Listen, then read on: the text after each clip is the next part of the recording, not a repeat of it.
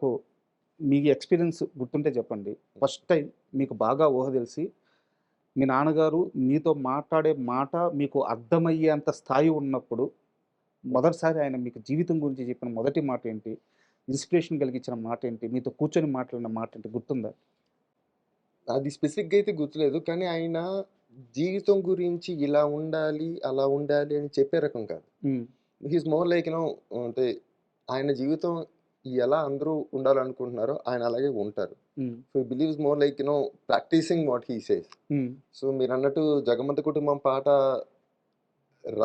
రాసేవాళ్ళు అలా రాయాలంటే ఆయన అలా బతకాలి. హ్మ్. ఆయన అలా బతికారు కాబట్టే అది రాయగలిగారు. సార్. అండ్ ఆయన ఎప్పుడు అంతే అంటే మా చుట్టాలు ఎవరు ఏ ఊర్లో ఉన్నా వాళ్ళందరూ ఎవరు హైదరాబాద్‌కొచ్చినా మా ఇంట్లోనే ఉండాలంటారు. హ్మ్. సో, వాళ్ళు అంటే కాలేజ్‌కెళ్ళినా 1, 2 ఇయర్స్ కాలేజ్‌కెళ్ళినా మా ఇంట్లో ఉండే చదువుకోవాలి. హ్మ్.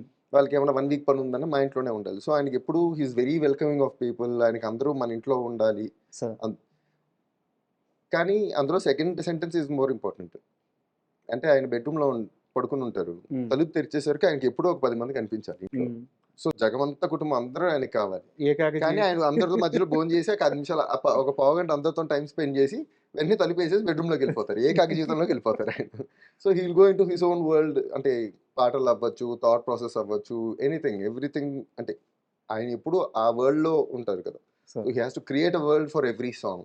సార్. సో, ఆయన అందులో ఉండి ఆయన అందరూ పాట రాస్తున్నప్పుడే రాస్తున్నారనుకుంటారు. కానీ హ్మ్. ఆయన పాట స్టార్ట్ చేసినప్పటి నుంచి అయ్యేంత వరకు ఆయన పాటలోనే ఉంటారు. Hmm. Even if it is 1 day, 1 week, 1 month ఆయనెప్పుడు అదే పాటలోనే ఉంటారు. ఆయన కూర్చొని టీవీ చూస్తున్నా కూడా that's what runs in his mind. పడుకున్నప్పుడు కూడా that's what runs in his mind. హ్మ్.